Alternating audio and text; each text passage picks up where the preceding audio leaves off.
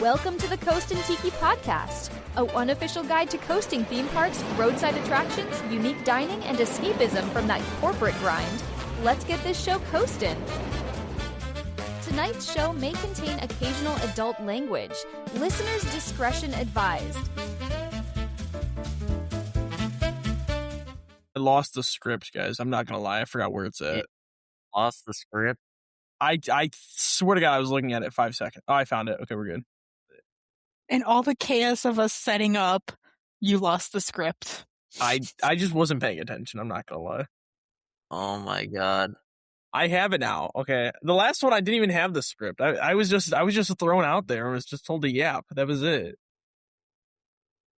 Oh.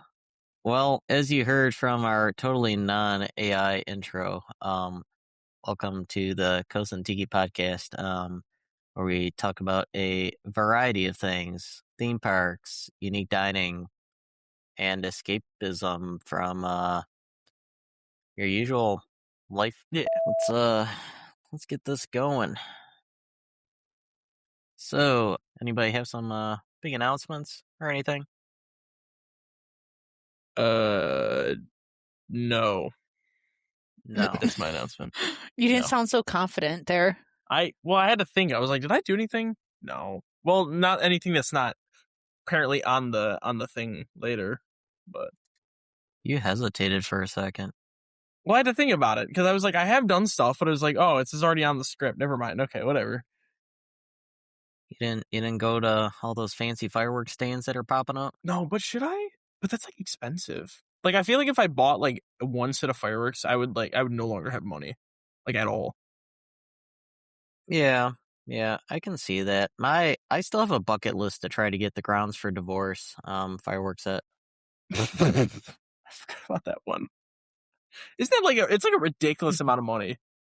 It is, but I mean, if you're like gonna blast all your finances before like you have to split money in a divorce, I mean, I guess that's the best way to go, right? Fair enough.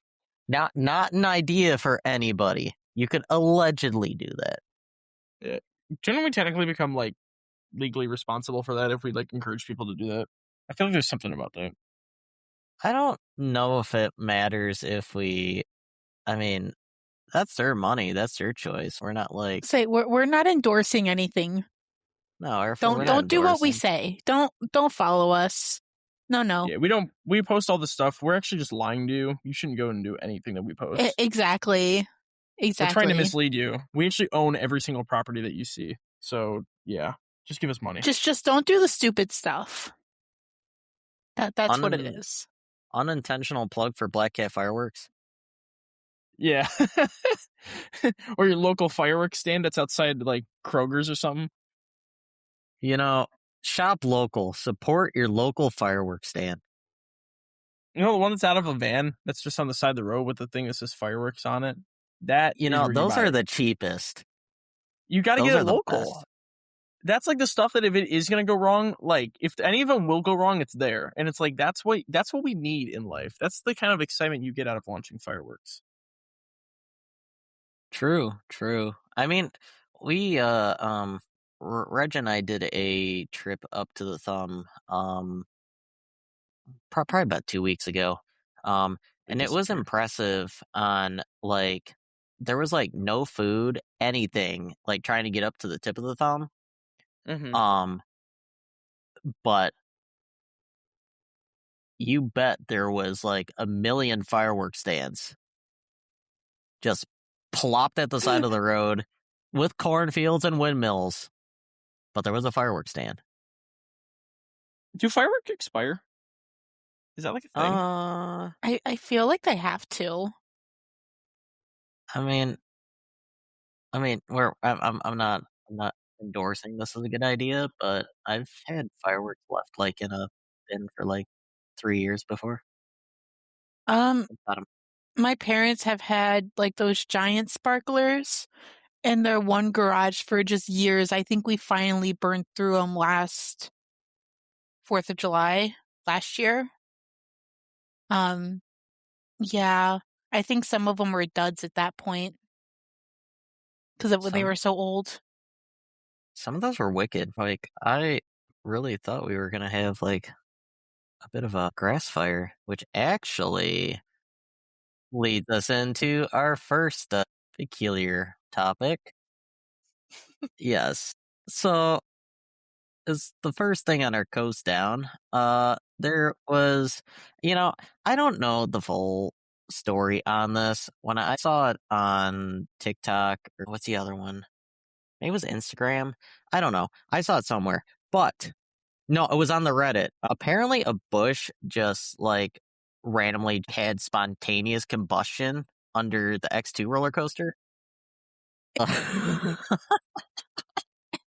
This is a very California type of thing to happen, to be honest. I'm like, I when I saw that it happened, I genuinely was not surprised. Like, they do this all the time, and it's just like this time they chose to put it under a roller coaster, and I was like, oh, okay, that's new.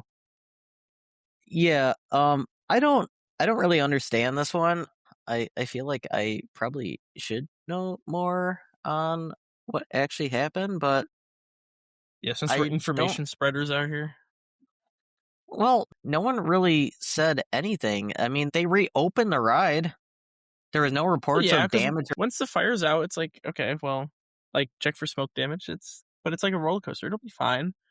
Wait, It's just scary considering it's X2, because it's like if that thing blows up for whatever reason, it's just like there's like no saving it. yeah, they're not gonna fix that thing. I'm surprised they keep repairing it. But wait a second. Fire crews rushed out and were quickly able to bring it under control. After it was said that it had burned about a half an acre. That's not Was this that's ride not like a terrible running amount. when this fire hit? Well, I think it started, and they were just like, okay, let's just stop this. I don't think it was like it wasn't that big at first. Okay, so I'm aware X2 has, well, it used to. Maybe it still appears every now and then. It does have a fire effect. But I don't think it was anywhere near that. I don't think bush. it was. That's really interesting. Huh. Well, moving on. I'm sure we'll hopefully hear something eventually, or else that news story is just going to be swept under the rug and we'll never know why X2 almost like spontaneously combusted from a bush. Kennywood puts in a new chaperone policy. Guests under 15 can only visit with an adult that is 21 and over. What's y'all's thoughts on this? So this is part of the wave of just like all of these parks doing this now, because I'm noticing like half the parks we went to on our Midwest trip, they started implementing like these chaperone policies. And I mean, as someone who doesn't have to deal with the chaperone policy at this point, I think it's nice. But like, I get why they're there. If I was a 14-year-old and was told that I can't go with my friends, I'd be kind of sad. But like, I'm not 14, so I don't really care. It's like, but it's also like Kennywood's not like in a super super nice area. Like West Mifflin isn't really. It should be West Mifflin. It's not in exactly the best area. So I mean, like I kind of understand it. Yeah, but they've been doing this everywhere. I feel like Worlds of Fun had it too, and a couple other parks, but for some Yeah, reason World of Fun did have it. well, the teens apparently, I don't know. I don't know what to think about all of it. I guess as an adult, I like it sort of, but at the same time, I remember being 8 and my parents just saying, "Yeah, go run around with your friends around Cedar Point." Oh, wait, you're so right. I forgot. It's like your parents can't leave you at all. It's not just Yes. like you can't enter the park. Oh my god. I didn't even think about that. I used to do that all the time because like nobody in my family rides roller coasters. I'd be going to a theme park with my family like when we travel, and I'd spend 2/3 of the whole day by myself. Now you can't do that. Oh man, now I kind of don't like it. But it's like, you know what? It's probably in place because of things that have happened. So it's like, not my generation, but like low key my generation, you ruined it. Okay. I'm blaming you guys because I never did that, trust. But it's like you guys ruined your freedom. So now you don't have it. Yeah, y'all gotta behave yourselves. Stop being ruffians. Yeah, you tell them, Unk. Hey, we didn't have this issue back then. I mean, we probably still had fistfights going on at like the Halloween events or Halloween weekends and all that, but I mean, Yeah. I don't know what y'all are doing to really spark this. Wait. So, Can I throw this out here? This is This is very off script. There's nothing mentioned about this, but I have to say this because you mentioned it and I thought about it. Um, Halloween weekends, like specifically the Cedar Point one, because that's really the only one I've had an opportunity to go to. I remember it was like 2 years ago. Like the difference between 3 and 2 years ago, that 2023 season versus the 2024 season, like Halloween weekends like died. It was like they like killed half of it, and it was really weird. Like there was all the theming just went like half of it went out the window. It was like, oh, like we're not even doing the scary thing anymore. Like you walked through the Frontier Trail and there was like maybe 3 scare actors at the most. And I know there's been a little bit of like kind of staffing shortages at a lot of these parks, especially in the first couple of months. But it's like this is like 2 years ago before they cut like the legacy pay, which was a big reason why there's a lot of people leaving. But so it I was just kind of have a take on dead. that. And maybe I don't know if anybody's thought about this, but I wonder if like some of the theming going away and some of the scare actors and all that going away is maybe because of the fights, and maybe people are like vandalizing the sets, maybe. I suppose I've never heard of anything like that happening though. To be honest, I try to keep up I with it mean, a little bit, but I haven't heard that. they just had speaking of vandalism, they just opened like a refurbished Looney Tunes land at Six Flags Magic Mountain. Hmm. Um, and apparently they actually put some like theming into it, like better theming, not like the typical Six Flags like cardboard cutout that they probably just got from Kinko's. But after a day, they already removed the statues because people were vandalizing. So I heard We really can't like, have anything good, bro.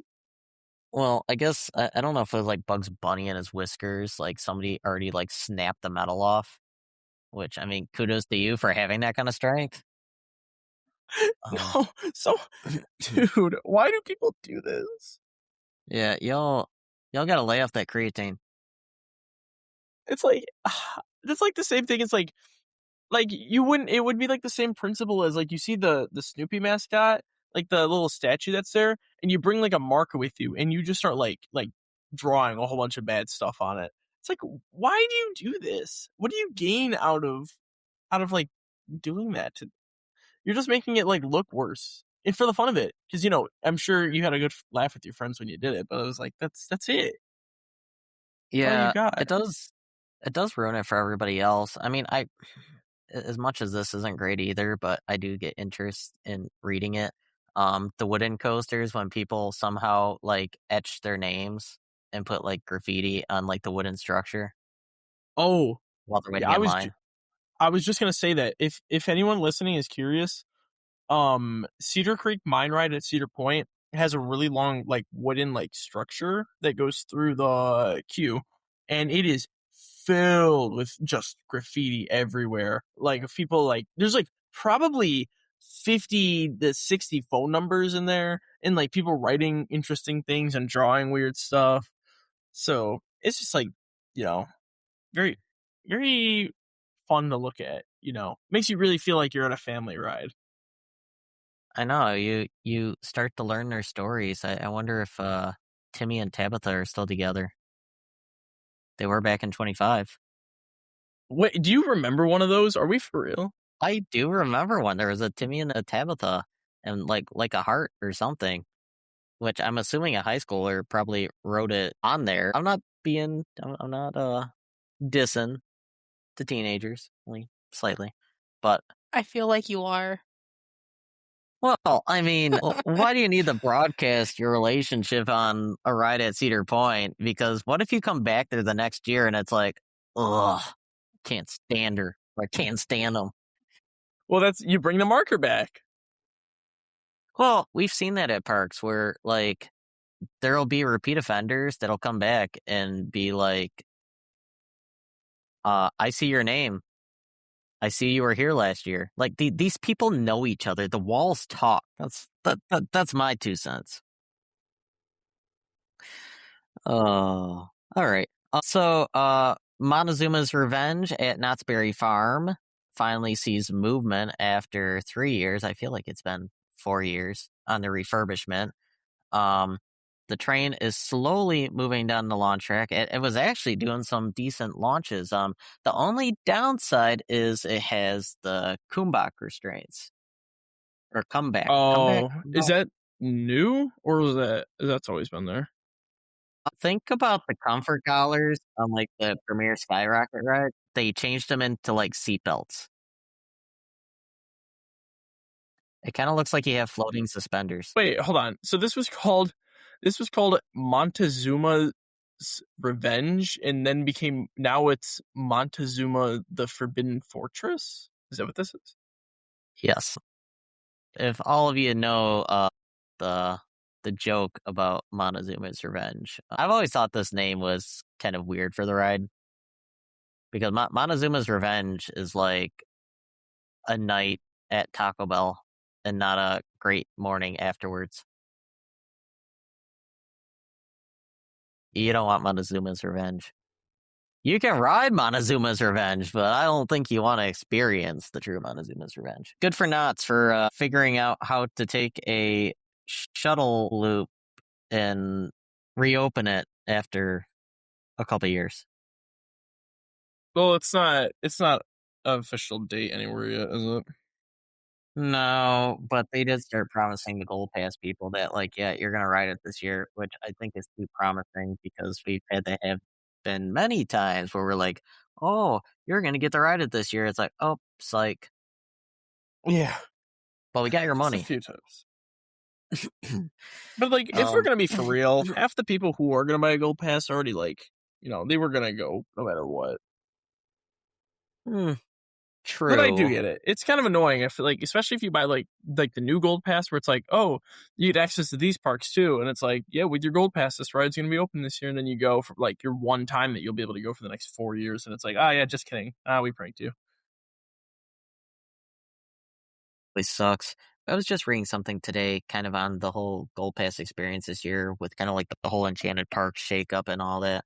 A lot of people are getting pretty furious with the park we just went to, Six Flags Great America, on them still running one train operations after Memorial Day. Which park was?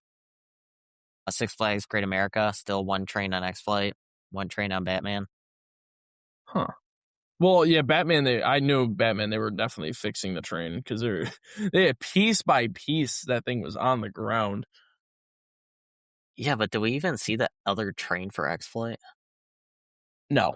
Well, I don't know where they No. store it, to be honest. I didn't even know where you would store it. I don't remember seeing the like brake run station storage thingy. I don't know what it's called. Maybe they sold it for a prop at Cedar Point to go right next to like the Professor Dilbert's Flying Chaos or whatever that thing was. Right on the Frontier Trail, like, yeah, the old guy that's on like the little tricycle thing. Dude, he like scares me. I forget he moves, and then I'll walk by, and then he's like low-key pedaling away, and I'm like, oh, hello, like you're not a real person, are you? It's like, but I think he speaks too. I think he says stuff, so it's like, you have internal thoughts about it, and you're like, this is not a real person, right? And then it just starts speaking. You're like, oh, okay, I'm getting out of here. Speaking.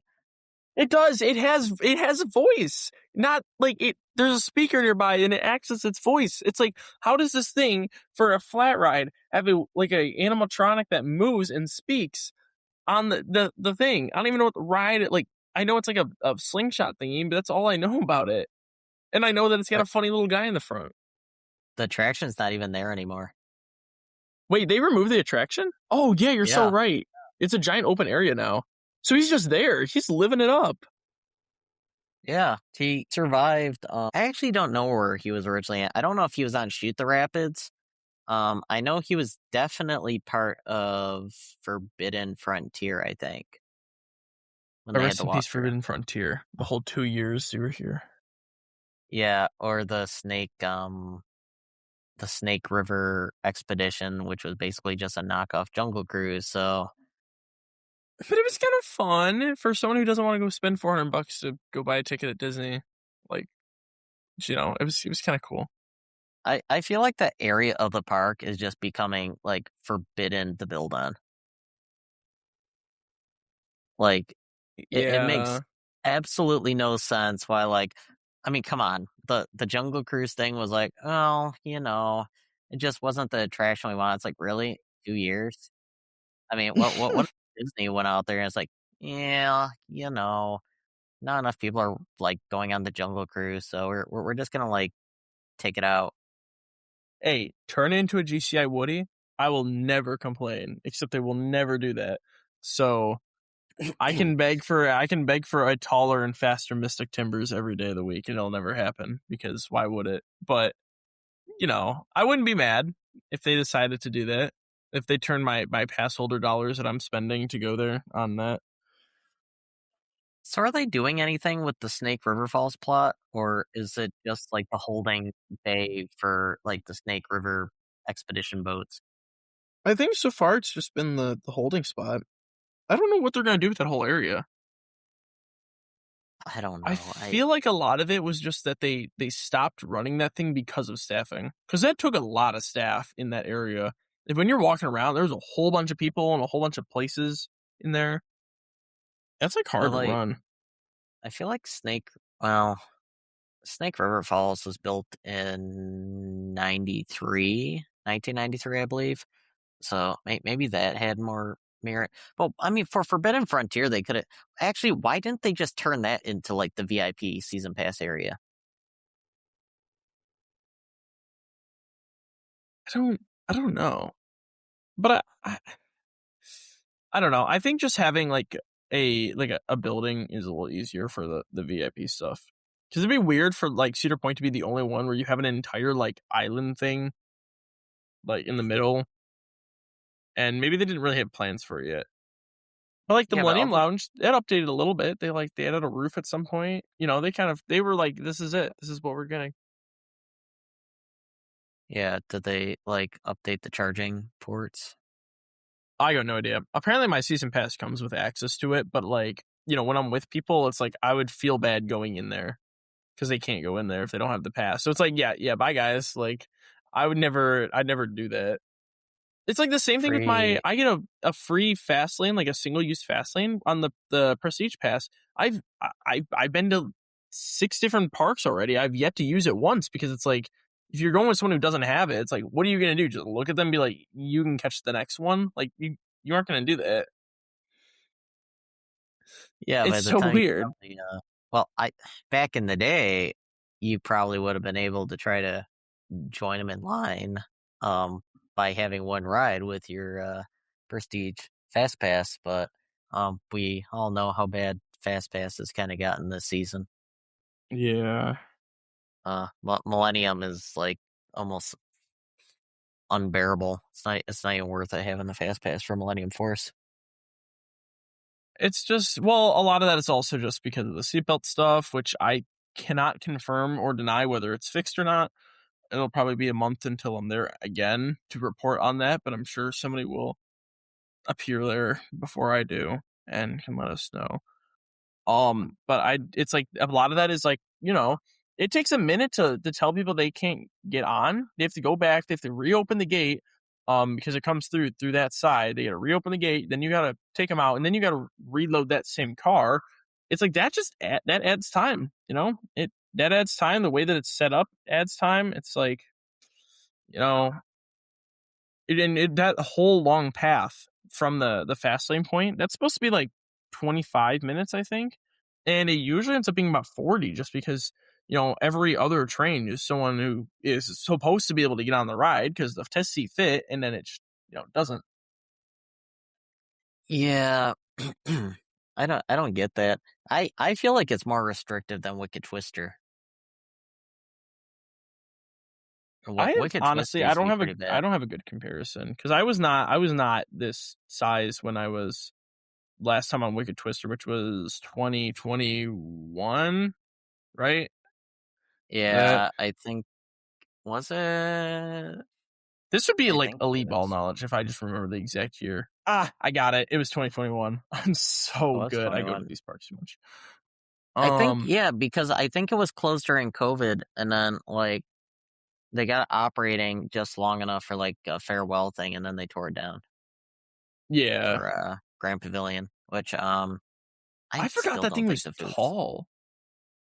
Oh, it dominated the beach.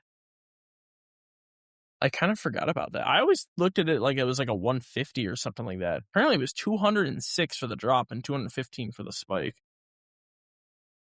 Oh, it was a great ride. I mean, it was the best out of all the impulse ones, in my opinion. All right. And our last part of our coast down for this week is Hershey Park is going to retire their flume ride Tidal Force. I think it's Labor Day they're shutting it down. A lot, as we mentioned earlier, a lot of the flume rides, I mean, there's not many left. I think maybe Dorney Park still has one. Michigan's Adventure still has Adventure Falls. And does Kings Island? I think Kings Island still has Congo Falls. Yes, they do. It was actually running too, which was Oh, interesting. yeah. Well, I never see anybody on it. It was full. Well, it was also like 92 degrees outside and sunny, but it was running like a week ago. Oh, well, yeah, that'll get people. I think California's Great America is going to close anyways. And Canada's Wonderland has one in their like Canadian wilderness area. Right. I remember that one. But yeah, rather unfortunate. Any guesses on what might replace Tidal Force? I can't even tell you where it is in the park, to be honest with you. guess I don't remember. I guess that's why they're removing it. It's right by the water park. So I can see a water park expansion happening, seeing they've already removed like the raft ride, I think, for a wave pool. I made a mistake. I looked up Tidal Force. It didn't clarify Hershey Park, and it was giving me a Wikipedia page for something very complex, and I didn't really. Well, like Power Thirst. It took me a minute. I thought it was the water ride, and I was like, genuinely, what is this? Turns out it's just not the right thing. Oh, this thing was kind of tall. What the heck? Oh yeah. Oh, I remember where this is at now. Yeah, I have no clue. I think it's right across from Fahrenheit. Yes, yeah. It's by some wooden roller coaster. I don't remember. Oh, it's by the Thunder and Lightning Runner Racer something. Thunder. Oh yeah, the something. back part of it is it's kind of weird. It's kind of shoehorned where it kind of like is it's literally in the path of the water park. I feel like they're gonna put some slide tower or something in. That would make sense. I could see it. Yeah, I could see that. That concludes our coast down. Recently, a few of us have been to some concerts. We didn't have enough time to mention it last week, but the first concert we went to back in May, which was actually rather impressive, was Bruno Mars. That was a pretty sweet concert. What do you think, Reg? I think it was one of the best ones that I saw. It was very surprising. Something I wasn't really expecting. Yeah, that one, this was at Ford Field down in downtown Detroit. If anybody ever sees that the upper bowl, like if you're trying to go cheaper and the upper bowl is absolutely ridiculous, but like any other seat is like insane, for some reason the club seats at Ford Field generally hover around $200 a person, which I know is still a lot. But for what you get, I mean, you get private bathrooms, you actually get like padded seats, you get excellent views, where you're at too. Also to mention, you get private concessions, that you can only get if you're at the club level. I think it's kind of worth it.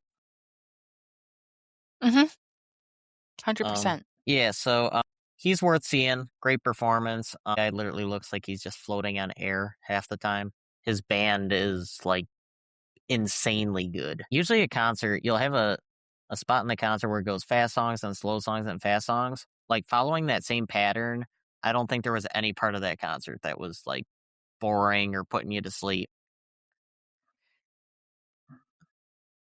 So yeah, shout out to the Romantics tour. Also, they had a really cool pop-up shop that had Hello Kitty merch with Bruno Mars, which was kind of interesting. It was just kind of put in a random building. It literally looked like a legit shop for like this thing, so it was pretty cool. We also saw Yellow Card in Newfound Glory, where we had some glorious lawn seats, and I believe it was rain. It was like 50 degree. No, not even 50. It was like 40. Well, maybe we didn't have rain at that one, but it was really cold. It was brutally cold. They still put on a good performance. It just kind of took away from it to the point where they were actually letting people go in the pavilion for free. Apparently, we're not those kind of people. We stick to our guns, which also leads to a couple interesting experiences. Because all right, let me start it here. So before Yellow Card, we saw Youngblood. For some reason, they thought May 1st was going to be the perfect day to put that concert at an outdoor amphitheater. We got hailed on and all that. So we thought, okay, you know what? Yellow Card's later in May, right? No, we still got screwed over. It was still pretty bad. And then we're like, all right, we have Kesha coming up. Obviously, I'm not a Kesha fan. Reg likes Kesha somewhat. Well, maybe not after the performance that we saw. We got rained so hard on at Kesha. There was literally like lakes. We put a tarp over us. And we still got soggy. Yeah. Yeah. Yeah, we got completely drenched. Oh, and don't forget the best part. We were surrounded by drunk 17-year-olds dressed in booty shorts like they're at a club, push and shove kind of club. Yeah, and one of them tried to get in a fight with Reg's friend. All over because they kept crowding around our space and our blankets. Yeah. They were already trashed so bad before the second opener even came on. Yeah, it was impressive how many shots were in those boots that they were sneaking in. Yeah, the one chick just kept pulling them out. Yeah. Also, like, I don't want to give this imagery, but there was like a couple. The one I tried to fight with Reg's friend. I mean, I get like high schoolers being awkward sometimes and all that. We've all been through it, but like this couple is so trashed. I want to say at one point, like, I think they were trying to kiss, but it ended up where like the mouth like landed on the nose of this one chick, and it was just weird. I don't like it. It was you would not recommend. Kesha. Like, don't burn me at the stake for this, but like, what the hell's going on, Kesha? I'm really concerned for what I saw. Stuff even with our disclaimer, I don't even want to discuss. No, you know what? My thing? Stop trying so hard. Yeah. Yeah. Also, like, she said something about like she's like a free woman, but she was also implying like she's like a free woman, like is like, yeah, I'm back on the scene, and I'm like, yeah, I'm free from all these evil record companies. Yeah, she wanted to take back her songs. Come on, Hollywood, stop copying. I mean, I'll admit, I'm not a big T-Swizzle fan, but like, stop doing like the T-Swizzle, like, yeah, this is my version. Like, it's just weird. You guys try to change it. I get you're trying to get like more cash out of it and all that, but please just stop. Just stop. Make it stop. Anyway, then we saw Jimmy Eat World, which was a big breath of relief for the concerts between Bruno Mars and Jimmy Eat World. But Jimmy Eat World was great. They had so their set was very simple. Their openers almost had no set props, and it was cool. I mean, it kind of felt like almost like one of those, like, I don't know, early 2000s, like late 90s nostalgic nights. So that was pretty good. Also, shout out the Michigan Lottery for like excellent chicken tenders.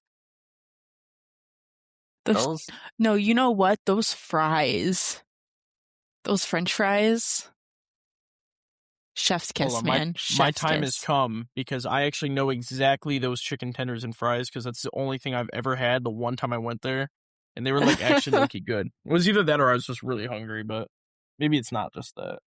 Yeah, why haven't you showed up, Bryce? You weren't at Jimmy Eat World. I had some stuff going on. I also forgot that it was like so soon. Most of these I think is in August, and then they're actually not. Yeah, I think that. Well, no, we do have a concert tomorrow for MGK, but that's it. Pine Knob. And it's supposedly supposed to rain again. Oh, that's why Yeah. this was recorded on today night, tomorrow, right? Which Yes. Yes. clarification, Monday, Yes. not Tuesday. I mean, we could try to record on the lawn, but I don't know how all that would come out. Yeah. Well, I mean, if you Also, can bring liquor copyright. shots, then yeah, copyright, Copyright. patent. Gets sued by MGK. Yeah, that would go well. I'm interested to see how that's gonna go. I think we're still trying to do a last ditch effort to like save ourselves from the lawn to see if any pavilions are still available. But, Yeah. wait, I don't feel like being like a drowned rat tomorrow. yeah, that was No. pretty bad. Bryce needs to get the experience of just becoming a drowned rat. I agree. I really What does that agree. even mean? It is literally a mud fight, Bryce. Oh, you mean when it rains and you're out there? We're talking about like Green Day Dookie, like Woodstock '94 kind of mud fight. Interesting. It gets really bad on Pine Knob's lawn. Speaking of that, we did see American Idiot the musical in Flint and Yes. their little, I don't know what that is. Their little auxiliary theater. We're going to feel call it like their it's called- auxiliary theater. I thought they called it the repository, but I thought that's also a name for the bathroom. Yeah, it was the FIM, or like, which I don't know where the FIM comes from, but it's the Flint Repository Theater's production, and it was at the campus of University of Michigan Flint. Because I guess am or foom? Because I guess their thing is going under renovation. Yes. Yeah, that's what they were saying. So I'll let Bryce take the floor on this one. Okay, yeah, I'm gonna do it. I actually okay. Apparently, I'm the hot take on this one, but I actually liked it. I thought they did a good job. Like I'm not a big like theater person in the first place. Like I've had my fair share of experiences with it, but what is happening? And then I actually liked it. So it was like, because there was no intermission. It was like there was like 85 minutes of music and like 10 minutes of dialogue, because the music's supposed to lead the whole thing. And so like it felt like it was very well paced. And that's something that, like, out of everything, like I didn't notice that I was there for an hour and a half. Sometimes when you see some musicals, it's like, oh yeah, so we've actually been here for 2 hours, and I still it still feels like it's been like 4 or 5. No, I get that. Their set design was, I really like the set design. I thought it looked really cool. The auditorium was really small. I was surprised. Like the thing online made it look like it was gonna be huge, and then it was just like not. No, but to follow on that point though, like the set design was really good on a budget because I remember seeing clips of the original one that was on Broadway. Um, and they Mhm. had like all these TVs and all that kind of in the background. Um, and this was still pretty cool. The only thing I just thought at the beginning is it just felt a bit the acoustics seemed off at the beginning, but they kind of Mhm. blew it out of the park once the show went on. Yeah, that's true. It just also it Yeah, takes a minute when it's like, you know, you're expecting like a certain voice for the music, and then it's like it's different, that and you're too. like, oh, Yes. you have to like take a second to adjust to it. So it's like the first like one or two, um, the first one or two songs is like, oh, um, like okay, this is how it's gonna sound, and then later on, you're not even noticing it. You're like, yep, this is how he sounds now. Yeah, it was just like, yeah, you get used to the voice, and then it's like, oh, it makes sense now that this is the voice that that's what it's gonna sound like. But I don't know. I liked the music. I liked the all of their It was very exaggerated in sometimes, which was kind of cool. You know, it never felt like I was like, okay, when is this over? Because sometimes like you'll be watching a movie and you're like, okay, like yeah, we're about an hour into this. You look and it's like, okay, it's been 25 minutes. Like I never at any point was like, oh, it's almost done. That's nice. It was like I wanted it to keep going because I was actually really enjoying being there. That's the one. I took a whole class on this, by the way. I'm not a theater kid. On American I Idiot. No, it was like a gen ed class. I wanted to get it done, and it was actually kind of fun. So I yeah, feel like that's why that I'm an musical. official. I feel like that musical though could like adapt over time, and the story could also kind of be added on or modified to have, like for example, like Revolution Radio. That has a couple That songs in there. seems like a lot of work for something that's not on Broadway right now. Well, I'm not saying like for Flynn. That's like if they like they're I don't know if there's like a Queen musical. I'm just throwing this one out there. If there's like a Queen musical, like you wouldn't go back and be like, okay, well let's add new stuff. Not that there is new But stuff, but but it's like you wouldn't Freddie add Mercury's further stuff dead. in. Well, yeah, you wouldn't add more like I don't stuff think because he's putting more stuff because they in. created more music after the point of that musical being made. It's like that Unless kind of David thing. Archuleta is gonna put some new Queen songs. It's like they've already made it. There's no point of adding new stuff. I think it's just like, you know, it's based off where it was when it was made. Yeah, yeah, I guess. I just don't see like a financial reason to go and record and change the original to be adding music like that. True. I don't know. I mean, I think it could work. I can't say I've seen a Broadway yet that has adapted it properly when they add stuff. Spam a lot, but you never know. Your thoughts on the performance? I like the poster. Yeah, you did get a poster. It was like it was the last show of their time of running it, and they had what's it called? They had posters out on the table as we were leaving, so it was kind of cool. Just get a poster. So I don't know if we Well, were then we supposed to got. take posters, but there was like 30, and they were just sitting on a table. So I feel like we were supposed to.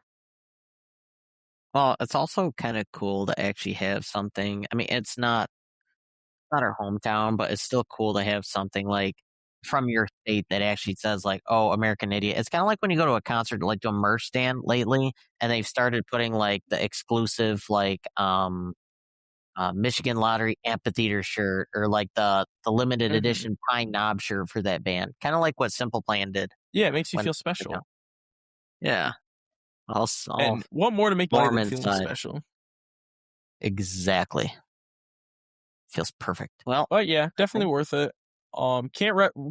Really recommend it to go see that specific performance because obviously it's done as of yesterday. Um, or well, I don't know when this will come out. It's done as of the 14th of June. So, but there you might have a local production doing it, and it's a cool musical. So it's definitely I want to worth say seeing it. I saw Tampa was doing one. All right, guess where we're going? Like- Down to Tampa. Heck yeah. Let's go. It was sold out too. Never mind, we're not going down to Tampa. Well, I mean, we could still do that. Not gonna lie, because I got a couple things. Whatever. Busch Gardens, Tampa. Gotta go down there at some point. You know, good excuse. Buccaneers. Well, it's the wrong time of year for that, but you know, there's still See the stadium tours, I stadium. guess. Well, you don't need a stadium tour. You just have to get on the rental car tram from Tampa. Flies right by it. Yeah. It's interesting. You just got to find the scenic vistas to not enter the stadium, but to see it from afar. It's true. That's how you do it. Well, I think that concludes review of American Idiot. Next, we will be getting into Reg's Alaska report. This is the part where I disappear now. So if it sounds like I just died, it's I'm not dead. It's because he not here did. anymore. He totally Yeah. did. I intentionally He went did it. I missing. went, oh, Reg is speaking now. I'm getting out of here. So, Yeah, that's exactly how it is. He just doesn't like listening to me. He that's may or why may that's why not you've only show said up. 5 things this whole time. I made Well, sure of that. During the whole discussion just a minute ago, I was being attacked by one of my cats. So that was fun. At least your cat moves. Prickly cactus. I don't think I've seen my cat move since like 2 p.m. and it's 8 p.m. right now. It's unfortunate. She I leave. She's in one spot. I come back from work 9 hours later, and she's in the same spot. It's like, I'll go eat dinner, come back. She's in the same spot. I genuinely don't believe she moves. She's gonna hit the power button. She's sitting on my computer right now, and her foot's right next to the power button. Okay. Didn't it happen in our last episode? Yeah, that one was my Maine Coon though. Oh, so you got multiple of them going after you now. Yeah, I got multiple coming after me over here. It's great. Maybe they're not a big fan of the podcast. Apparently not. They're not getting Not enough approved attention. by cats. Yeah, Cats sorry guys, we're not approved. We're by not cat cats. approved over here. But dogs, please let us know what you think. my dog does this occasionally. That's really it. Just I don't know if occasionally. I think he'd approve. Maybe 2 paws up. All 4. All 4. Oh boy, he must be flying through the air. That in my head only reminds me of the what do you call a cow with no legs thing? Ground beef. I think when I hear that, I think of a floating cow. I never think of a cow on its side or something, or a cow with no. It's just the cow is floating. It still has 4 legs in my head. I can't process that image without a cow without 4 legs. That's some Invader Zim shit. I wish I watched that show growing up, but it was. I think it was before my time, to be honest. Oh, it was good. Wait, I'm gonna low key derail this if I start talking about cartoon shows, but yeah, we'll bring it up maybe on the next one. The tape rewinding noise. Real quick before we go on to the Alaska trip report, I just got news that Nebraska just not reopened. They just built a roller coaster. Wait, so they have a roller coaster now? Yes. They originally had something called the Big O, which was like a galaxy coaster. Now they have something called the Mammoth, which is at Funplex. Oh, which is I did see that. Yeah, I just saw a video of that a minute ago. Yeah. So heads up, it's open. It kind of sucks that we missed it by 2 weeks, 3 weeks or so, but. Yeah, but cool. if we would have tried to fit that in, Loki would have lost something probably more important. Does look kind of neat though. A credit's a credit. Nebraska's one of 2 roller coasters. I think they have like a SBF visa. Oh no, maybe they have like Farmer Fred's like tractor coaster or something. I don't know. There's a small one over there. I just know that. Wait, okay. The most deadly roller coaster accident in the United States up to 1930 happened in Omaha, Nebraska. Oh, well, that explains things. Sorry, Nebraska. Maybe there's some omen or something. Why there's usually not something over there. Or it's probably the fact that there's just nothing in the state in the first place. But, that might be a small part of it. Come over to Adventureland. They have corn. Or you can go up to the Corn Palace in South Dakota, I think. They do have the Corn Palace and Waldrug. Waldrug's great over there too. Yeah. You can get South 1 Dakota has a cent couple water. things, guys. Yeah, only a couple things. Where even in South Dakota is this? It's like it's probably as far out of it's actually in the kind of. I thought it was gonna be on the border or something because 90% of these major areas in these states are just trying to leave. Oh, the prickly cactus is stealing my Chipotle back. You can Your have what? her over there. That's fine. Keep her over there for a little Oh, I bit. forgot you're both in the same the same cat sharing facility at the moment. Yeah. I was like, how At is the this? moment. How is this in two places? We're in the same building. Yeah, Just a little I'm offset. not. I'm over here in good old Nowhere I land. don't even know. You're not in the. You're not with Yeah. the cool kids. Okay, I don't want to hear it. It was a long day at work. Okay, I'm not going over there. Be one of the cool kids. Cuckoo. My laptop, even if I brought my laptop to do it, my laptop's the mouse pad doesn't even work anymore. Neither does half the keys on the keyboard. If I don't have my mouse, my thing, I have to use touchpad. It's so. Well, let's get into Reg's Alaska report. You can still chime in and if you want, Bryce, but no, it's up to you.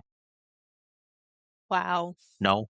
Okay. Yeah, I hate the state of Alaska. Just kidding. I've never been there. My God. You should go. It's fun. Yeah, one day I'll make my way over there. You don't want to hear about Reg's journey to the gum wall in Seattle? I feel like I have heard this, but it's okay. It'll be on the podcast. You don't want to add your history to the gum wall in Seattle? No. I don't know if that sounds too harsh, but no. You had to think about that for a little bit there. It was more or less out of confusion, not like understanding, but it's only cleaned once a year. Yeah. Once a year. You want that job? Great. You can go scrape a whole bunch of used gum off a wall. Yeah, I can think of probably.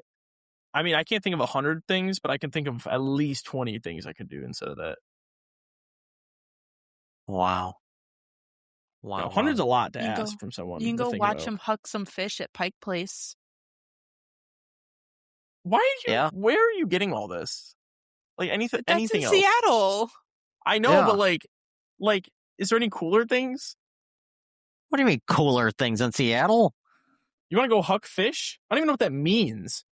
Go to the original Starbucks. Yeah, come on, man. Wow, that sounds really cool. Seattle the only thing Space that's cool Needle. is going the original Culver's is so much cooler, even though there's nothing different about it. That's where it's at. They don't have a Space Culver's. Needle, or you don't get to go live your Grey's Anatomy dream. What? What is the Grey's and never mind, I'm not asking. For the record, I've never seen Grey's Anatomy. I have no idea where that came from. Boo. What do you mean, boo? I ain't doing all that. It's okay. Yeah, I forced Tay to watch some. It's okay. I'm so sorry for you. Your time is coming. Don't worry. Bryce. Yeah, it's coming up quick. You're going to be forced to watch Grey's Anatomy. I severely doubt that, but it's okay. If it is, it's going to be out of my own will, which is really unfortunate. Oh, out of your own will. That's what we all say. It's out of curiosity. That's really it. I'm not curious about it because there's too much online about it, but I'm like, okay, low-key, I'm derailing this way more than I should be. I'm gonna let you get to it. No more Grey's Anatomy talk. I think we already kind of got through Seattle, so you went down to Pike. I feel like it's Pike. Is it the public market or is it Pike Place? Or is Pike Place the street? I think it's Pike Place is the street, and then it's the public market. Okay, so that's kind of like the Yeah. main Yeah. the main like tourist area of Seattle. Yes. We didn't get to see it in full swing though. We got there like right around 5-ish, which is when everything starts to shut down over there. But we still got to walk around and see it without all the crowds, so that was kind of nice. I feel like I don't know how much you noticed walking down there. I know they used to have a GameWorks Sega arcade down there. Yeah, I don't know. I was trailing behind my group because there was like 22 of us on this trip, and like 5 of them, or not 5, 8. I had to do math. Sorry. Don't worry, math gets the best of us. Yeah, I had to do 8. There was 8 of us that were in Seattle at the same time. We actually, our hotels were right across the street from each other, basically. So, and then the rest of them came in like super late that same day, but they stayed up by the airport. They didn't stay with us cool kids. Well, they're probably getting ready for the cruise experience. I've heard, I've been to Seattle once. I don't remember it as much because I think I was like 14 or 15, which that's been quite a bit of years now. I know my cousin Matthew, he visits a friend out there and says it's still kind of a cool city. They have a monorail. I was going to say, but their monorail doesn't look like it goes in a loop, though. I think I saw it, and I think I saw the end of it. Yeah, I think it goes like in a shuttle mode. It's kind of like the shuttle or train or whatever at Detroit Metro's airport. Yeah. Yeah, that just goes back and forth. That makes sense. Yeah, not a circle. Well, that's still pretty cool. And then after that, you get to see the gum wall, which we mentioned. Yeah, that's nasty. Why do people do that? I don't know. Cool roadside attraction, I guess. I feel like that's something I would rather see like in a Ripley's Believe It or Not and just not out in the wild in public. Yeah, like it's one thing to think about it and you're like, oh, weird. That's kind of gross, but kind of cool. But then it's another thing to see it in person. And then you're just looking at this like alcove of just like, it's almost, I don't know, it's like a tunnel. It's almost like an alley, almost like an underground alley. And both sides, you're just surrounded by gum, just used, chewed up gum. Sounds like a petri dish. Yeah, also apparently there's people on like TikTok and stuff and other social media that take it upon themselves to make a video of them licking the wall. The gum wall. Yeah.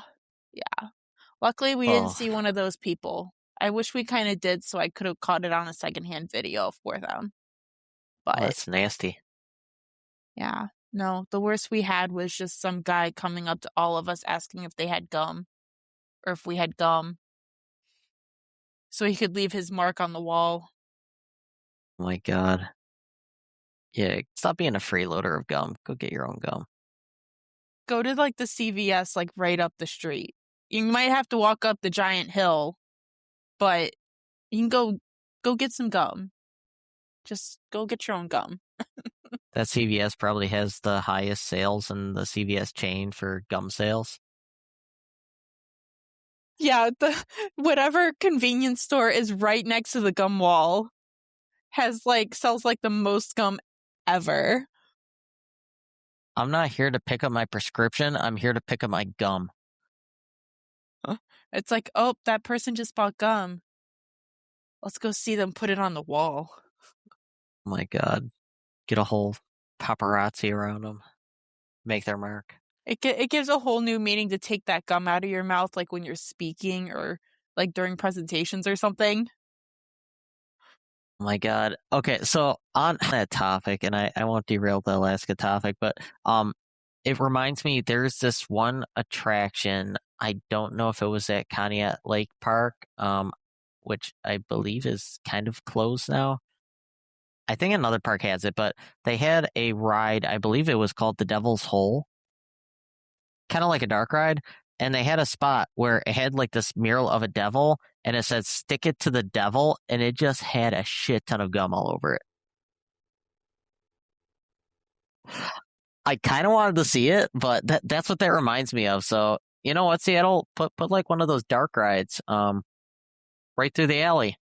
And, you know. The entire dark ride can just be gum. It could just be covered in gum. Just in gum. Just in gum. Yeah. Oh, Lordy. Yeah. Well, and then you get on the Norwegian cruise line. Why did I forget? Joy. I'm literally looking at it on the rundown. Yes. So impressions, I guess, because you had a day at sea. Actually, you probably had 1 or 2 days at sea. What did you think of the ship? The ship's nice and everything. So I've been on multiple different cruise lines, and I've actually already been on this ship once a couple years ago with my friends when we went out of New York, funny enough. So I picked it up for the first time on the East Coast, went to Bermuda for a couple of days, and came back to the East Coast. Then 2 years later, here I am picking up the same exact ship, but on the opposite coast, on the West Coast. So it was a little weird getting back on the ship and then realizing that I actually know and recognize this ship. I mean, it was kind of convenient trying to get around, but it was still weird. Like, it was like a weird sense of deja vu. I could see that. They, with it being a Alaskan cruise too, they probably didn't have a lot of the summer activities they probably have if it was like on the Bahamas route or if it was going out of LA. No. So, fun fact, this ship does have like a go-kart track and it was open on like one of their top decks. But that was open, but otherwise there was water in like the pools and stuff like that, but no one was out there because half the time it was just kind of cold. It wasn't like bitterly cold, but it was cold. And I don't like, the only places that people might be out there is just to go see if they can spot any whales off the side of the ship, or if they were going in one of the hot tubs, because those were popular this entire time, that entire cruise, for obvious reasons. I could see that. I think when I did a cruise out there on the Carnival Spirit, I believe they drained the pools because there was nobody using it. I assume probably the wind was probably a little bit strong on the upper decks going through there. Yeah. And that was actually the worst part. So like the ambient temperature half the time wasn't that bad. But as you keep going up on those like upper decks and stuff, that wind is like, it bites and it cuts through you. Man. Yeah, I could see that. I was actually surprised it was not like snowing in May. That was kind of a surprise to me because usually I hear people going in July. I had one of my friends he went on an Alaskan cruise last year. I was kind of surprised. I was like, aren't you gonna need like a heavy coat and all that? No. I think like the lowest it got was like maybe in the 40s. So like if you're moving around, lighter layers are fine because you're just staying warm that way. But if you're like staying on the boat, like even on some of our excursions, that's when it really got cold. Also, For Seattle being like always raining and stuff like that, and heck, even Alaska itself, we got extremely lucky with the weather. Not just temperature wise, but we actually only had like one true rainy day for that entire trip. That's pretty good. Yeah, so we got extremely lucky. All of the locals were all constantly like saying anytime we got on like got to one of the buses or something for like one of the excursions, all of like the tour guides and other stuff and locals and stuff were all saying like, yeah, like it it's like uncannily like sunny and beautiful out right now. Like usually it's like miserable. It's not necessarily miserable, but it's just raining all the time. So, Well, that's good. It wasn't ungodly awful. I couldn't imagine probably a month before an April one. Ugh, I couldn't imagine that. But at least your weather wasn't too crazy over there. yeah. Well, we know the peak season to go now. If we go back or if we ever want to go back, we know the peak season. That's when's the peak End season? of May, beginning of June. So you were in the peak season. Yeah. So as far as the lower decks of the ship, what were kind of the impressive highlights that you saw? Well, obviously there's always like the shows and stuff. Surprisingly, I did not go to a lot of like their stage shows. So they always have like that one welcome aboard show, like the first night you guys, like everyone gets on or something, Yeah. basically to like introduce your cruise director and your event staff and all of that stuff. And then they usually give you a teaser of like the entertainment they have on board, like being like they had a magician, like their dance crew, their performing crew and all of that kind of stuff. We weren't my giant group of people of like 22 people weren't too impressed with like their onboard like cast, like stage production wise. So we kind of leaned away from those. Also, the comedians they didn't hit as well, at least for me, and I think for most of the group as well on that first night. So that kind of set the tone of us wanting to avoid. Not necessarily avoid, but just like not attend like those events. Was it kind of like a drunk comedy kind of thing, kind of like where it was like the jokes were only funny if you probably had a couple drinks in you? Yeah, maybe. Um, I think so. I don't know. One of them was like, always say hello. Like he was always promoting, always say hi. So like if you saw him around the ship, he was giving out bracelets. If you say hi to him, he gives you a bracelet. That kind of stuff. For the most part, obviously they had to keep it PG.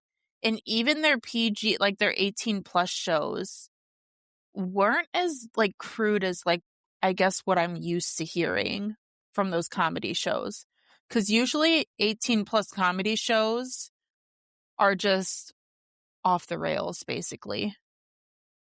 Yeah, they can get crazy. Just even seeing the ones on Royal Caribbean, tho- those are kind of a bit But shocking. those are the best ones, though. Yeah, they were, but I don't know. It kind of went back and forth. You also saw a Beatles show on the ship. Yeah, so I don't know if it's on some of the other ships in the fleet for Norwegian, but they do have the Cavern Club, which is like just a small replica of the infamous Cavern Club out in England, where the Beatles used to play and things like that. So they bring on basically a Beatles. It's almost like, I want to call it more like a tribute band in a way. And these guys are actually pretty dang good, if I do say so myself. My uncle, who is a huge Beatles fan, really enjoyed them as well. But yeah, so we saw them and they play through most of like the Beatles, I don't want to necessarily discography in like order of like their eras. So they'll start at like the very beginning, then they'll go to like Sergeant Pepper. So the 70s when it started to get kind of funky. And then to afterwards when they all started to go at each other basically. So that's kind of cool. So you kind of got I'm kind of envisioning it kind of like they used to have a Beatles rock band game, and they kind of did that where it was kind of like through the eras. So like you'd probably have at the beginning of the show where they kind of have like their twist and shout era. Yep.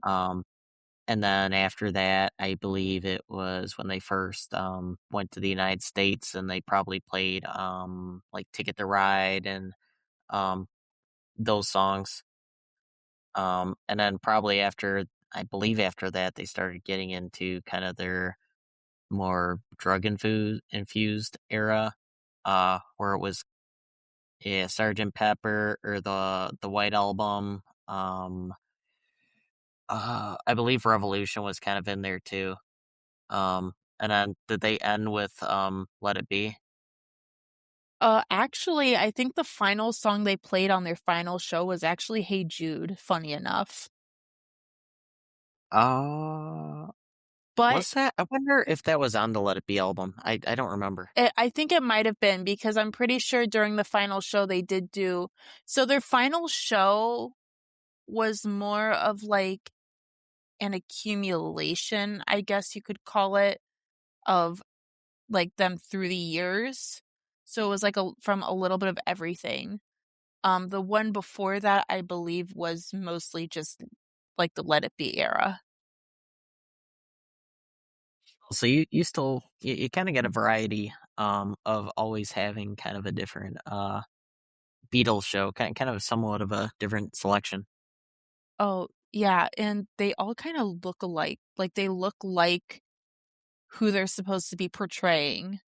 So like Ringo, so the guy who was portraying Ringo looked like Ringo, and same with Paul and George and John.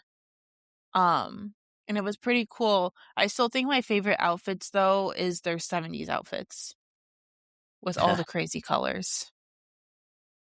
Yeah, I can't imagine that. That's really cool. The dining, what'd you think of the dining compared to other cruise liners? So from my experience, like, cause I've been on a couple of royal ships as well. I've never really been truly impressed with the food. But when we first came on the Joy, I will say, like, entertainment wise, I don't think there was as much to do on the ship as there was on like Royal Caribbean, but that's just my opinion though.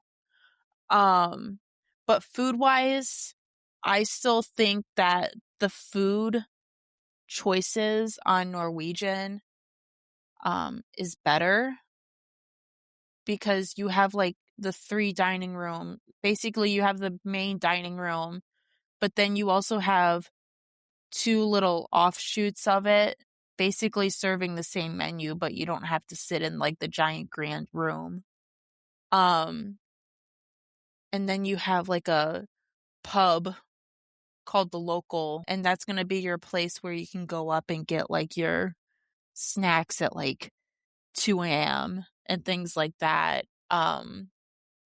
So kind of like their version of like a Serrano's. Yeah. Yeah, except it's not pizza. Thank God. Amen. Yeah, very cool. So sounds like the food was good. Entertainment was decent. for what you could get from an Alaskan cruise. Not like you can have the beach parties on the deck, and all that. Um, so what'd you think about your first stop on your cruise? I don't know if I for sure got it in the correct order. Juneau was first. All right. What'd you think of Juneau? It was fun. I guess I never really realized that Juneau is, I'm gonna call it landlocked. That's technically, I don't think the term, but basically they're isolated. The only way in or out of Juneau is either by plane or by boat. You can't drive at all to get into Juneau. That's very interesting compared to like you would think like the other towns will mention. You would think those would be the ones you'd have a hard time getting out of because Juneau, I thought, has a decent population over there. Well, a lot of it in Alaska, from what I've heard and stuff, is most of it is either by boat or by plane. Like even in some of like the smaller towns like Ketchikan and Sitka and things like that, um, they don't also have any major hospitals in some of those areas. The biggest hospital, if for some reason something happens, is either in Juneau, and if they can't get, and if Juneau can't help, then they have to airlift you to basically Seattle or to Washington. So not even Anchorage. No. I think it's closer to get them to Washington at that point. Um, yeah, I think it was one of the bus drivers was telling us that they basically are encouraged, if you work and live in Alaska, you are encouraged to get airlift insurance basically in case you have to get airlifted out in an emergency. It's insane. What'd you so as far as excursion wise, what'd you hit in Juneau? So Juneau we didn't really get to explore much of Juneau only because of our excursion and stuff like that. So this was basically like a photography nature hike kind of thing is what we started off with. So our guide basically picked us up and we walked through some of the Tongass National Rainforests, which is one of the largest, I believe. And it's basically covering all of Alaska. So we did that, and our guide basically just took us around through some trails and stuff like that. And she taught us different ways to like shoot photography. So like she helped us, like if you had like a good like DSLR camera, like one of those really good cameras, she helped you like figure out the settings to take like good photos. And even with like iPhones and just cell phones in general, she helped you like turn on certain settings and things like that to take better photos, essentially. Um, So that was your so that was all part of the hike, right? And then you kind of went to like a scenic vista.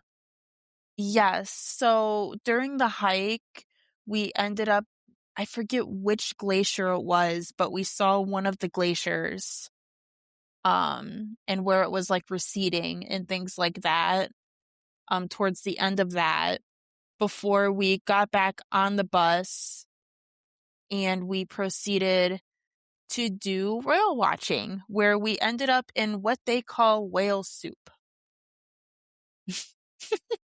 Sounds like that would be like if you inserted shark into that sentence, that would be a nightmare. But whale soup probably sounds a lot better, but without, of course, no whaling. Yeah, well, so they call it whale soup because we got very lucky with the fact that um we saw so many whales. So basically we had like whales like popping up like very frequently around us. which is why it's whale soup. They're just everywhere, basically. But yeah, so those photography lessons also went into the whale watching. And she showed us, like, fun fact, best way to get a picture of anything moving, like a still photo of anything moving, including like a whale or just a person walking or something without it blurring, take a video. You take a video and then you take a little screenshot from the video. Because essentially a video is just a whole bunch of pictures really close together. Yeah, it's kind of the same tactic you kind of use for like concerts.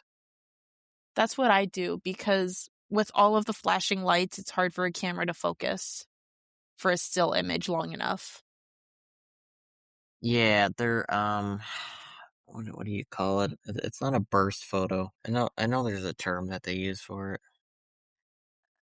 But I no, know what you're talking. It's like the multi thing. The thing where you just hold down the button, it takes like 50 photos. Yeah. Except you're kind of choosing where in the video you're getting it. It doesn't have to be Exactly. that So most sporadic. of my photos, not even for whale watching, were all in that kind of style, because it's just constant motion. So even if you don't have time to like take snapshots from the video while you're recording, you can always just go back later and take them out from there. No, that's very cool. And then some of the photos you took are actually on the Coast N Tiki website, so you'll be able to get to see some of the photos Reg took out there, as in multiple photos that she took in Alaska. Yeah, there's too many. He said take pictures. I took a lot. Some of the same stuff like 5 times to make sure I got a good photo. But, Well, they were great photos, and everybody listening, you definitely gotta check them out because they were actually pretty cool to look through, especially if you're kind of like a nature aficionado. Man, I'm screwing up the words. Aficionado. Aficionado, yeah, the one There that you has go. fish in the word. Yeah. Yes. Yeah, there's some great photos. So after Juneau, you went through Skagway. And was Skagway? Skagway was, so in Skagway, we explored the town a little bit beforehand, did our shopping, and then we did a scenic train. So we did a train ride into the Yukon Territory. And then we saw some sled dogs. And these dogs have actually ran in the Iditarod multiple times. And then we also panned for gold since we went into Yukon Territory briefly. Essentially, the scenic mountain, like the scenic train was really cool, but that took up like 3 hours of us just sitting on a train, enjoying the scenery. We get into Canada, we toasted with like some sparkling cider, and then we turned around and immediately left Canada. So that's pretty cool. So you entered the Yukon Territory. We did it on a Jeep ride when I did it, but a train sounds really cool going into the Yukon Territory. Yeah, it was kind of like one of those older trains too. So it was like the normal like bench seats, except if you know how to use them, they like can rotate. So if you have a party, like if you have like your friends or family sitting as well, you can rotate the bench so that one of them is sitting backwards and the other one's sitting forwards and you're facing each other. Very cool. Yeah. So we did that. And then, like I said, we went and met some doggos, some sled doggos, which was actually really neat. You don't realize what goes into the Iditarods and things like that until you actually talk to people. Like, you know they exist, but like, I guess like expectation and reality kind of thing. You don't know what you're actually like looking at. You just kind of know, oh, it's all these people with dogs just running across land, basically, in snow and ice. But I think somewhere along the way, he was telling us, and I'm sorry, I can't remember the name. I'm lucky I still remember the trip at this point, which is kind of sad. But I can't remember his name, but he was saying something along the lines of he only gets like a good musher only gets like maybe 1 to 2 hours of sleep. So they stop for like maybe 5 or 6 hours, but they only get like 1 or 2 hours of sleep out of those 6 hours because immediately when they stop, they have to take care of the dogs. Basically, the dogs are more important in that situation. Wow. Yeah. No, that's really cool. That's definitely something you don't get as an experience anywhere near here. No. It was also kind of neat because they have like a dirt like trail or track on the property, and they basically set up like half a team of dogs. So typically an Iditarod team is, I believe, 12. They only use 6. And these dogs love to run. It's insane. They love it. They're like, "Oh, I'm about to get harnessed up. Heck yes." Kind of thing. But yeah, so we got to watch a little demonstration. And it was impressive with how fast they ran on dirt. It's only, and with 6 dogs, it can only be even crazier on snow and ice with 12 of them. Yeah, I can't imagine, especially when they're in the season where they're usually going through there with the snow and ice and all those elements. No, that's pretty awesome. Gold. We got to put our miner's hat on and pan for gold, which was very confusing, mind you. Like we saw like some of the original machinery that they used to like mine for gold and stuff, and then we just did like the little panning for flakes kind of thing. Yeah. That was hard and confusing. And you get flakes of gold, but it's only like an average of like maybe $30 worth, maybe less, that you come out with. I mean, it's still pretty cool. At least you're getting gold that's worth something. I mean, when you go to the Black Hills in like South Dakota, they give you like a tiny little bottle, and it's like, "Hey, you got pure gold," and it's like, Yeah. I don't know. The funniest part was, first of all, they gave, because they're like tiny flakes, right? So they give you film canisters. They brought them back from the archives, people. Film canisters. To put the gold flakes in. On top of that, when they go to count and weigh your gold and flakes and stuff like that, they offer for you to pay another $50 to put your flakes in a little charm, to put on like an ornament or a magnet or a necklace or something. Yeah.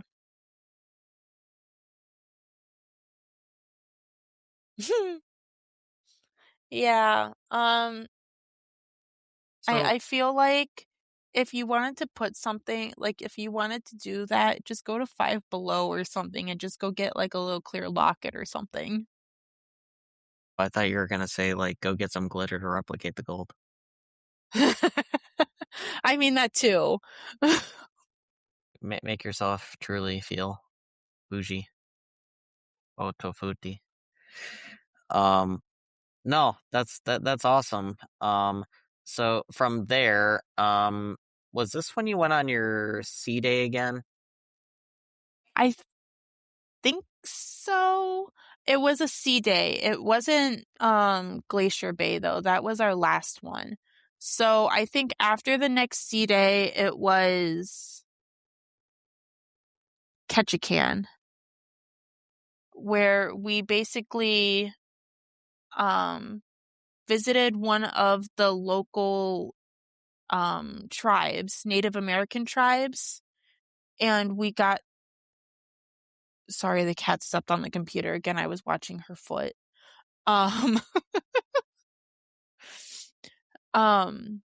Where we went and they gave us like a native like show. So like to show some of like their dancing and music and stuff like that. And then they gave us a history of a lot of the totem poles that they have there and like how like the stories kind of unfold. And it was kind of cool. We also got to go into like their wood shop or woodworking shop where they currently had a totem pole that they were working on. And we actually got to see like their master wood carver and things like that there as well. So that was kind of cool. Well, that's really cool. And then on that one too, in Ketchikan, you also, I'm trying to remember, that Saw wasn't. some lumberjacks. Oh, it was the Lumberjack show. Yeah, not to be Yeah. mistaken with the Paula Deen one in Pigeon Forge. This looks way cooler.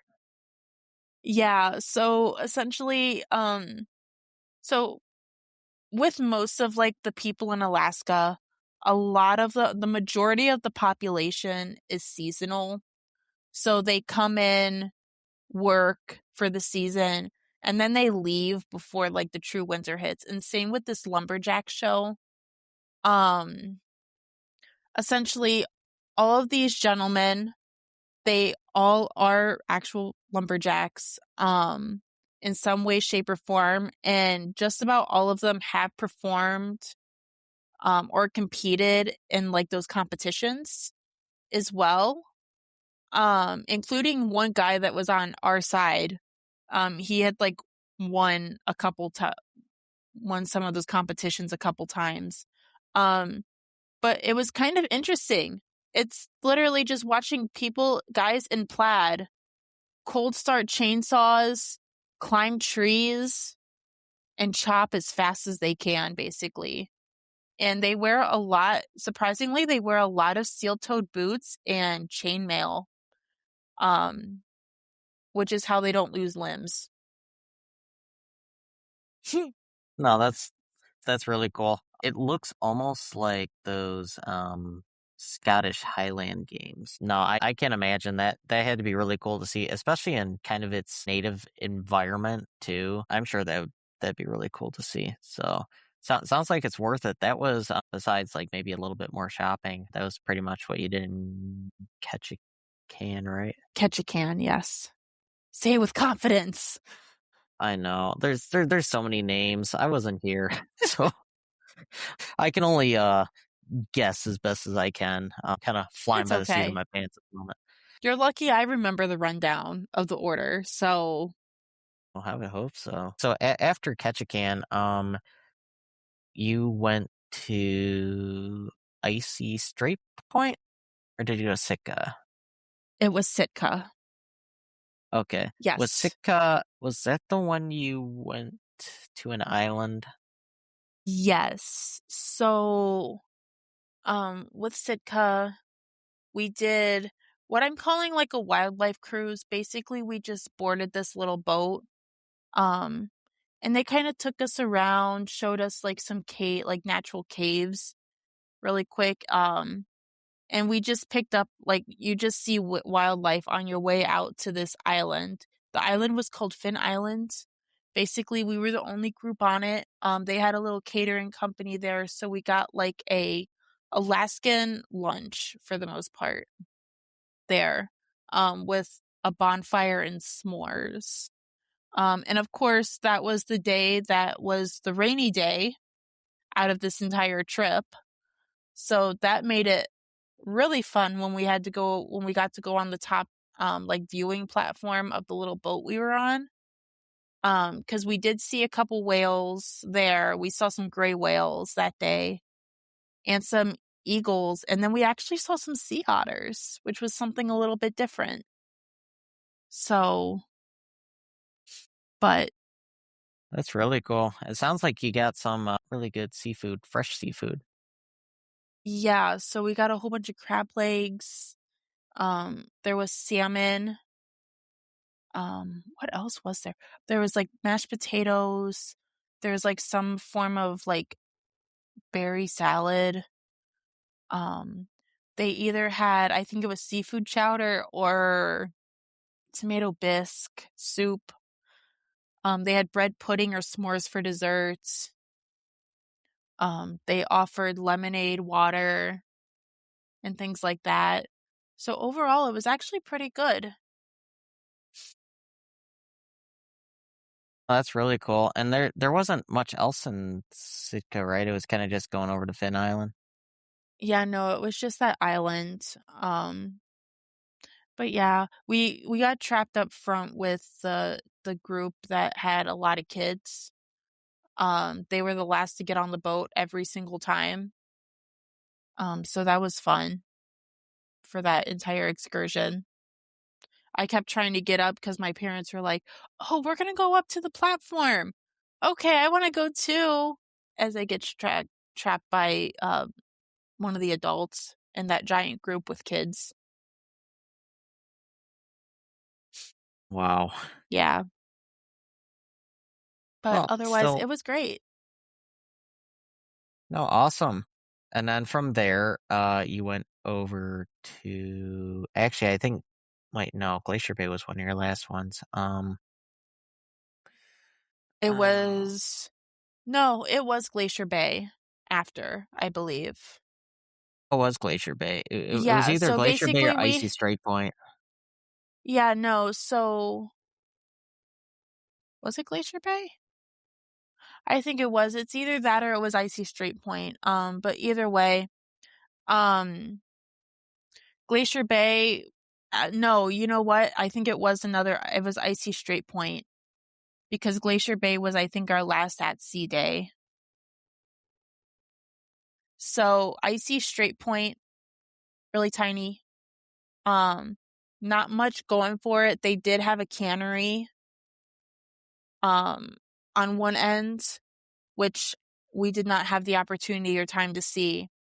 But we did get to do one of the longest zip riders there. So basically a zip rider, kind of like a zip line. Think zip line, but you don't have all of the harness, helmet, the glove, like the braking glove on or anything. They literally put you in like one of those like fabric swing seats. Um, strap you in, like seatbelt you in, and they just send you down. Have automatic brakes and everything. It's quite enjoyable. No, that's awesome. And you got some good footage on the Zip Rider too. Yes, and the gondola ride up to where the zip rider was because that was like a sheer 90-degree like up on a gondola ride. Kind of trippy, especially when we got off the ship and in the morning, it was kind of foggy and mysterious. So, and even coming out like on the zip rider, if you guys go look up the video, literally it's like you can't see anything and then suddenly you can see everything. You're just in the fog, and then all of a sudden like you just see like the scenery, you see the ships, and it was really cool. No, that's really cool. I remember the gondola being pretty neat going up. Of course, I didn't do that zip line. I did a lower canopy zip line. I don't even know where that. I think that was Catch a Can maybe. But yeah, so those videos will be posted on our social media soon. We just got to do a little bit of editing, and then we get to see the cool experience of going down. I believe it's like what zip lines, right? Yes, it was 90 seconds, I believe, so a minute and a half. Wow, that's impressive. Probably a little scary too. But yeah, really cool. But yeah, so after that, we are rounding out the trip. So we did, technically, it was not a stop. It was actually an at sea day. We got to go into Glacier Bay National Park without actually ever leaving the ship. which is interesting. So essentially you go into like the little bay area of the park, and you get to see the glaciers, and other things like that. And we actually, because we were on national park territory, we had some rangers actually join us on the ship to kind of give us like a history, bring on like a little national park store. And for a while, they had the front or the bow of the ship, where the helicopter pad usually is, open. So you could go out there and have a look around and things like that out there for some pictures and views and things like that.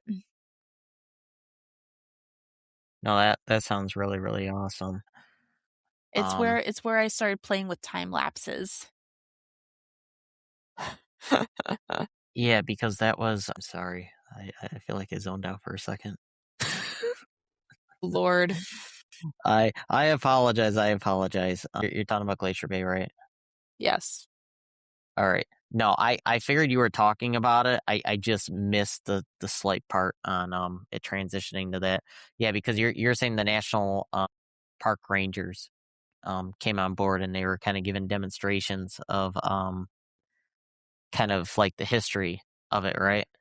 Yeah. Kind of like different displays. Mm-hmm. It was actually over the PA system. It was weird. Oh, that's cool.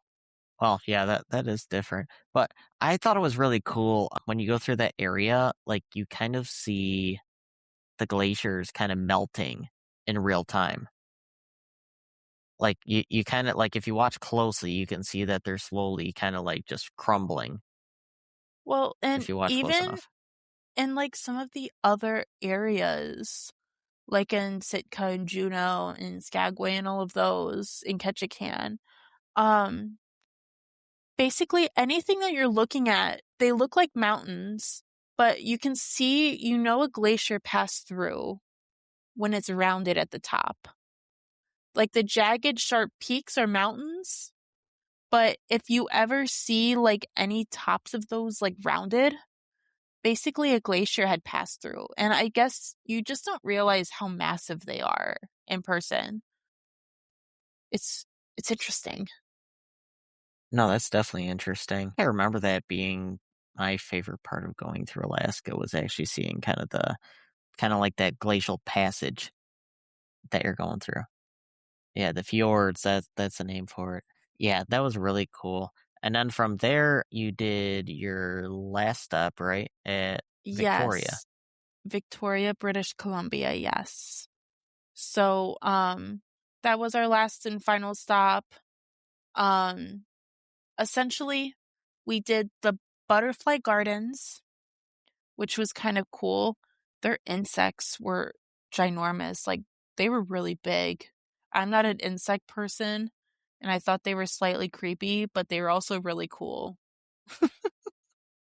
Yeah, if you look at some of the pictures through our social media and on the website, you'll see that these look like the King Kong version of like any stick insect you have ever seen. Yeah. Yeah. But really, it looks like a really cool exhibit of that kind of stuff. And then the gardens look beautiful from the pictures you got. Yes. So then we sped through. We only had like maybe an hour and a half or so to speed through the Butchart Gardens,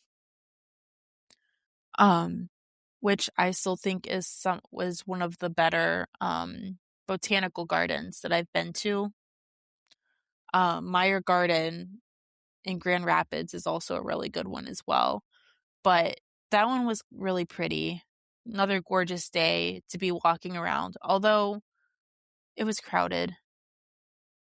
I didn't want to deal with the crowds, but it was cool. It was pretty. Wish we had more time there. And Well, then and that's a bucket list spot too. Not to cut you off, but I've heard a lot of people just having relatives over in Seattle. They've always said they've actually like made trips with I don't know if you can like take a ferry or something over there to go I'm see it, pretty but sure it is a ferry because Butchart Gardens is kind of like Windsor is to not Butchart, but Victoria is kind of like Windsor is to Detroit. Yeah, it's kind of like in that odd little like channel. There's like a bunch of mini islands kind of up at that upper part of Washington State near Seattle. And then you also get some wine tasting too. Yeah, me not being a huge wine person, but the majority of our group was, so I think that was what also appealed to them. But we went to the Church and State Winery up there, which was also gorgeous. And we got to taste some wine, have some charcuterie. Reminded me that I'm not a huge fan of wine, but I still gave it a try. I mean, for someone that used to drink wine, it looked like some pretty good wine tastings up there, especially the charcuterie. Well, you know me at a charcuterie table, but don't worry. I'm not. I used to have a couple more pounds on me back in the day, but that doesn't mean I'm like, yeah, all charcuterie. All charcuterie pounds. It's because I haven't seen a charcuterie board in a while. That's why.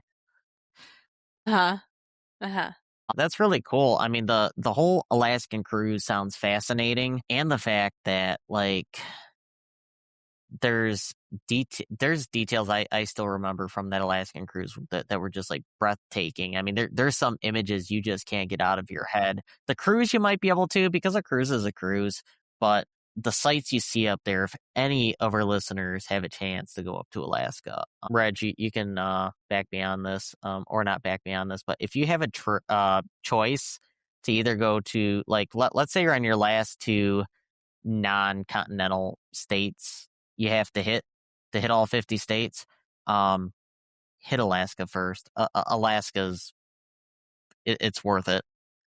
Yeah. I highly recommend it. If you have the money or you ever have the opportunity, I would highly recommend Alaska. It's gorgeous. Yeah, it's worth saving up for. It's the reason why it's called the last frontier. I keep wanting to say the final frontier, but that's Pokemon. Final frontier. But that's Pokemon. Also Star Trek. Yeah. No, that's really cool. And then kind of to round us off, would you like to talk about your little fascination on video poker? Not really, because that makes it sound like I have a gambling addiction. You don't have a gambling addiction. The more interesting part is the fact that you couldn't cash out when they're perfectly okay with you actually going down there. But the cash out, that was yeah. So essentially, my dad had some stuff. Like my dad had some chips from the casino, and we had a voucher as well.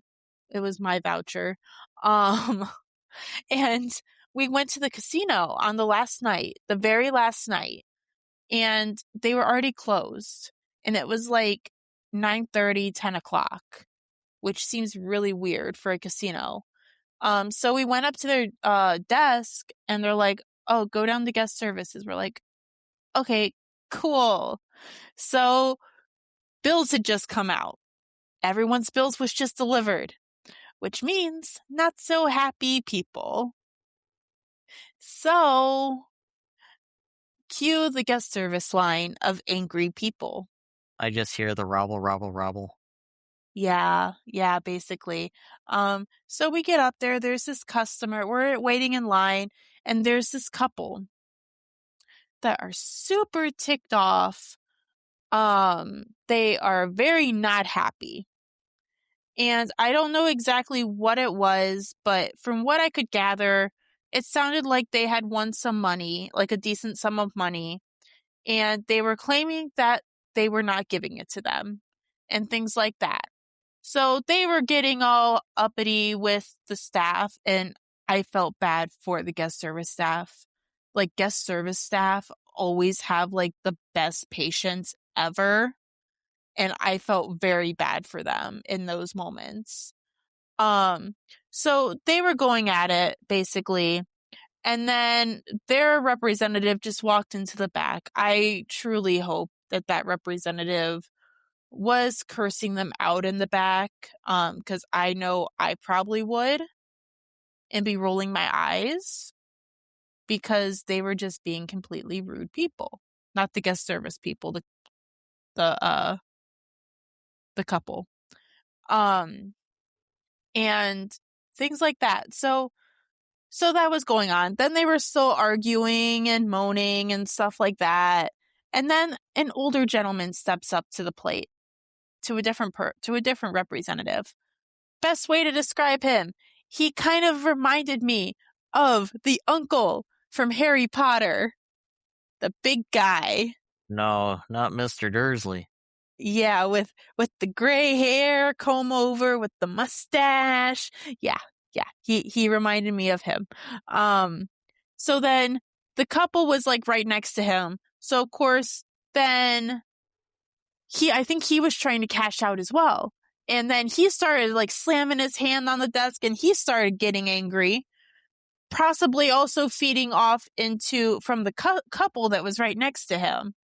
So then his poor representative was also starting to get yelled at and stuff like that. So anyway, like maybe another person or two. So those guys are all still up there. My dad and I, we get up to the desk and we're like, hey, we're trying to cash out and this and that. And they're like, oh yeah, we can do it. So they took my voucher and they went back to go validate it and things like that. But the issue came with the chips.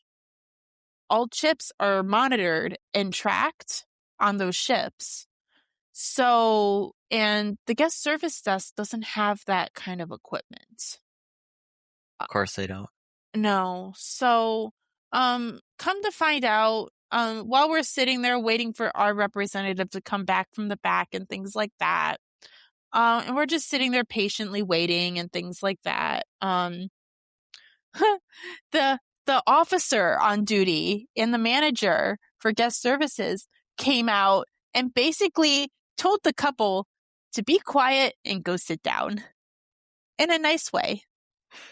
And I don't know how long they sat there, but they sat them down on one of the couches by the guest service area. And they were still sitting there by the time that we left the area. And then the Harry Potter uncle guy was starting to argue with the other guest service person that just freed up because where the couple was.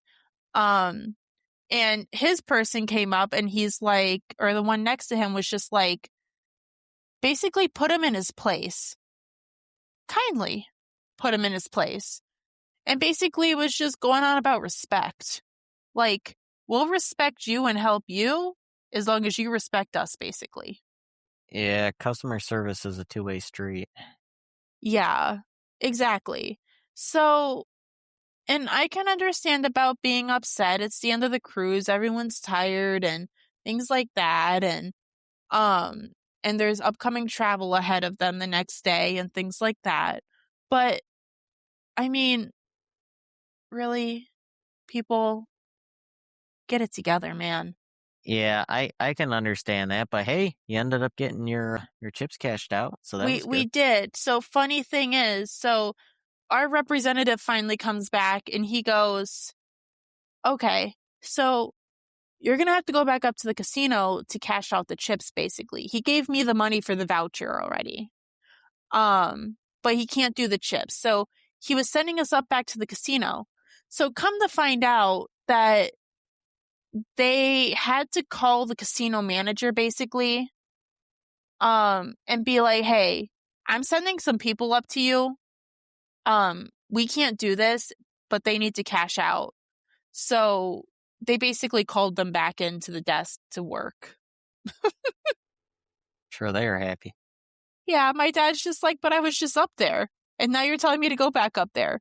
He wasn't being rude or mean or anything. He was saying it like as, like, he had a smile on his face and stuff. Like, it's inconvenient. Like, it's mildly inconvenient, but it wasn't like a big stink about it kind of thing. Yeah. But either way, so we went up there, we walked up to the gate. They just opened it enough to get their hands under, and they just started like counting the chips and handing out the money really quick. Counted it like 5 times in front of us and said, "Have a good night." No, that's awesome. And that, I mean, what a way to conclude your Alaskan cruise. Yeah. I wonder how long those people got put in timeout for. Well, I mean, they have to kick them off the boat eventually. Yeah, I think they just put them in timeout, kind of like toddlers, just to cool them off. Literally. Well, I'm sure. I mean, you don't want anything escalating to be too big. But yes, kudos to the guest service staff, man. Like the first night, the last night, and the first day on that ship is probably like the busiest and craziest times for them. I'm sure they go through a lot. That sounds like it was a great cruise. Sounds like you would go back someday. Someday, maybe eventually. Maybe I might let you come along this time. Oh, maybe. Maybe. Yeah, we gotta pay keep the lights on at the Coast N Tiki Studios first, but maybe someday.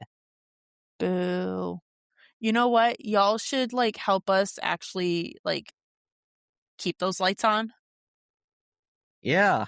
Yeah. And maybe you can help us fund another trip to Alaska. And by doing that, you don't even have to take any money out of your pocket. You can either click the booking.com link on our website. We're looking at a couple other affiliates that actually give you some perks too. Sometimes if you book through that link, you actually get a cheaper deal on hotels. So you don't have to put any money into it. All you got to do is just click that link. All it does is just give the podcast and blog just a little kickback so we can create some content for you and get to all these amazing places. We have a YouTube channel that you can check out. TikTok is always hopping. Thank you to I feel like there's close to 200 people that keep liking the Mount Olympus post for some reason. But, I mean, good for you guys. I'm glad you like your home park that much. And we have an Instagram. We did launch a Facebook. We don't post as much on there, but we do have it. Plus, there's a Threads account with some stuff. Subscribe to our YouTube channel, where you can see some very mediocre Metaglass videos on some rides, or GoPro. And you can also see the latest episode of the podcast as well as on Apple Podcasts, Spotify, Amazon Music, and iHeartRadio. And I believe there's another one, but I was gonna say essentially almost everywhere you could listen to a podcast. Exactly. Yeah. And then this next episode coming next week, Grant on the show, and he will be discussing, he's not much of a coaster guy, but he will discuss what you can actually do to enjoy the theme parks without even getting on a roller coaster. So looking forward to that.